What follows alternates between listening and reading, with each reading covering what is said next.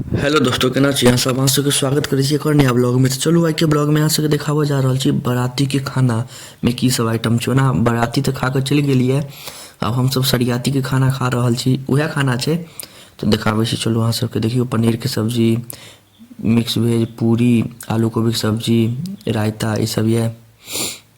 बहुत सुंदर खाना छै। बरियाती खा कऽ चलि गेल, अब हमसब सरियाती के खाना खा रहल छी। मिक्स वेज बहुते रंग के छै, लेकिन बुझबे करै छी अहाँ सब सरियाती के खाना ठीक से मिलै नहि छै। किछु मिलल, किछु नहि मिलल। मेन बरियाती के भऽ गेलै, अब सरियाती के जे किछु हुए, जे मिल जाइ छै वएह खा कऽ खुश भऽ गेलहुँ। तऽ देखियौ, पूरी उरी सब खत्म कऽ लेलहुँ। आब पुलाव एतै। पुलाव आबि गेल छै। देखियौ देलकै कम्मे। सरियाती के खाना बुझबे करै छियै, बरियाती के केनाहु खुआ दियौ, वएह मेन छै। सरियाती के मिलत कि नहि मिलत ठीक से खाना, तो हमरा ई सबसँ कोनो फर्क नहीं है। मेन हमरा मीट चाही। मीट एकदम बढ़िया से मिल जायत ना तो मजा आबि जाइ छै। देखियौ सलाद मिल गेलै, पापड़ मिल गेलै, ई सब मिल गेल। आब मीट वाला आयत। मीट वाला के कते देर तक हम राह तकैत रहि गेलियै, मिलबे नहीं केलै, हाथ खड़कटि गेल। तऽ आब देखियौ कतेक आदमी के कहलाके बाद मीट मिललै।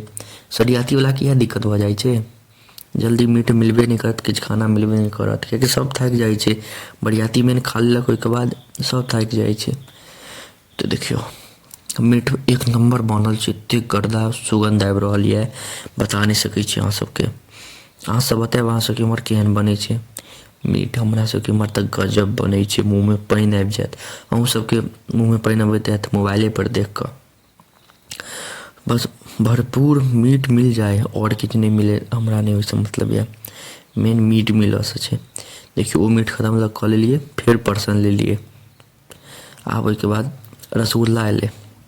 रसगुल्लो बहुत मस्त छलै बनल, सब घरे पर बनलै। सब आइटम, हर एकटा आइटम घर पर बनलै, एकोटा आइटम खरीद कऽ नहीं एलै। तऽ रसगुल्लो बहुत मस्त छै।